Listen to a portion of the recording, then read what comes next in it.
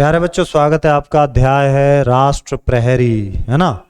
राष्ट्र प्रहरी कौन होते हैं बारे में जरा।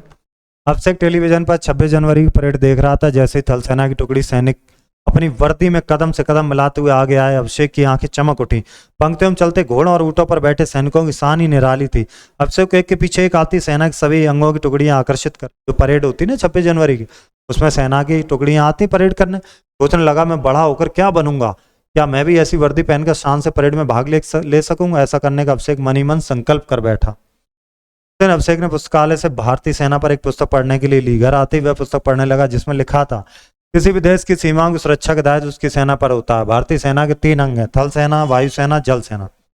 थल सेना के सैनिक भूमि अथवा थल पर युद्ध करते हैं। थल सेना में सैनिकों की संख्या सबसे अधिक होती है। एक तरफ हिमालय की ठिठुरती सर्दी और दूसरी तरफ रेत के तूफानों की परवाह न करते हुए सेना के वीर सिपाही हरदम सचेत रहकर अपने देश की सीमाओं की रक्षा करते हैं। थल सेना की वर्दी का रंग गहरा हरा होता है। वायुसेना युद्ध के समय होने वाले हवाई हमलों से देश की रक्षा करती है और थल सेना को आगे बढ़ने में मदद देती है। साथ ही शत्रु ठिकानों विमानों पर आक्रमण करके शत्रु पक्ष की ताकत को कम कर देती। वायुसेना नौसेना की भी सहायता करती है। घायलों को अस्पताल तक ले जाने, संकट में घिरे नागरिकों को सुरक्षित स्थानों तक पहुंचाने में भी वायुसेना अहम भूमिका निभाती है। नीली वर्दी में सजे वायुसेना के सैनिक हरदम सजग और सतर्क रहते हैं।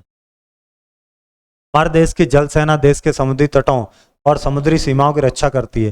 जल सैनिक समुद्री लड़ाई में कुशल होते हैं और जल की सतह और गहराई दोनों में प्रहार करने में सक्षम होते हैं। जल सेना के सैनिकों की वर्दी का रंग सफेद होता है। सेना के इन 3 प्रमुख अंगों की सहायता के लिए एक और महत्वपूर्ण इकाई होती है, जो युद्ध में हथियार, विभिन्न उपकरण, दवाइयां एक स्थान से दूसरे स्थान तक ले जाती। युद्ध के समय इनकी चुस्ती फुर्ती देखते ही बनती। सेना की इसी तरह कोई कमी महसूस नहीं देती। एक अच्छे सैनिक के गुण हैं देशभक्ति, सजगता, साहस, धैर्य और अनुशासन।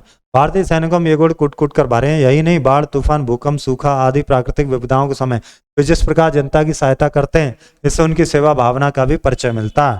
थल सेना, वायुसेना, जल सेना तीनों अंगों के अपने अपने प्रशिक्षण विद्यालय हैं, जहाँ देश में कठोर अनुशासन के वातावरण में प्रशिक्षित होकर ये युवक युवतियां हमारे देश की सेनाओं का गौरव बढ़ाते हैं। भारतीय सेना सभी प्रकार की परिस्थितियों से निपटने के साहस रखती है। हमारे देश के राष्ट्रपति सेना के तीनों अंगों के सर्वोच्च अध्यक्ष हैं। प्रतिवर्ष भारत सरकार वीरतापूर्व और साहसिक कार्यों के लिए सैनिकों को विशिष्ट पदकों से सम्मान करती है। केवल पुरुष ही नहीं, महिलाएं भी सेना के विभिन्न पदों पर कार्यरत हैं। हमारे लिए गर्व की बात है। अभिषेक पुस्तक पर हाथ रखे हुए कुछ सोचने लगा। उसकी आंखों के सामने 26 जनवरी यानी कि गणतंत्र दिवस का वह दृश्य घूमने लगा, जिसमें वह भी सैनिक वर्दी पहने राष्ट्रपति को सलामी दे रहा है ना। अब क्या बनेंगे आप भी सोच। शब्द अर्थ हैं ये। अब देखते हैं परेड कब देखी जाती है। 26 जनवरी को देखी जाती परेड। चलते घोड़े ऊँटों पर बैठे सैनिकों की शान कैसी थी, निराली थी। इन अंगों का सर्वोच्च अध्यक्ष कौन होता है, राष्ट्रपति होता है। किस पर हाथ रख के कुछ सोचने लगा, पुस्तक पर। नोटबुक में प्रश्नों को उत्तर करेंगे, खाली स्थान पढ़ के भरेंगे आप। घोड़ा हाथी पर बैठे अधिकारियों की शान निराली थी, बिल्कुल निराली थी। थल सैनिकों की वर्दी का रंग गहरा हरा होता है।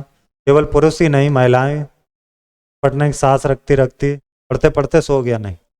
विलोम शब्द, पीछे तो आगे, देश तो विदेश, शत्रु तो मित्र, अधिक तो कम, सफेद तो काला, सूखा तो गीला, धैर्य अधैर्य, साहस कायरता, पक युवती, गर्व लज्जा। गर्व है हमें, शर्म है,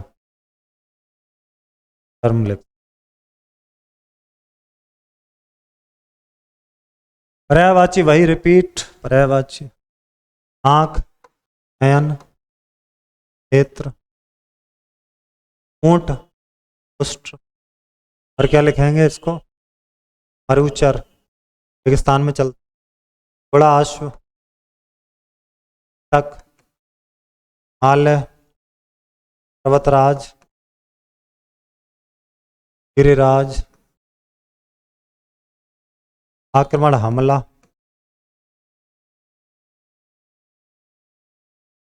जल, पानी, नीर। आक्रमण का आप ढूंढ के करेंगे अब इसको। चलिए मुहावरों का अर्थ लिख लें। लोहा लेना मतलब टक्कर लेना।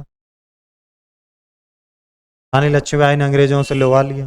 दांत खट्टे करना मतलब हरा देना। भारतीय सेना ने दुश्मन के दांत खट्टे कर दिए। शहीद होना मतलब वीरगति प्राप्त करना। बहुत से सैनिक वीर गति को प्राप्त हुए। तितर बितर होना मतलब बिखर जाना। भारतीय सेना को देखते ही दुश्मन तितर बितर हो गया।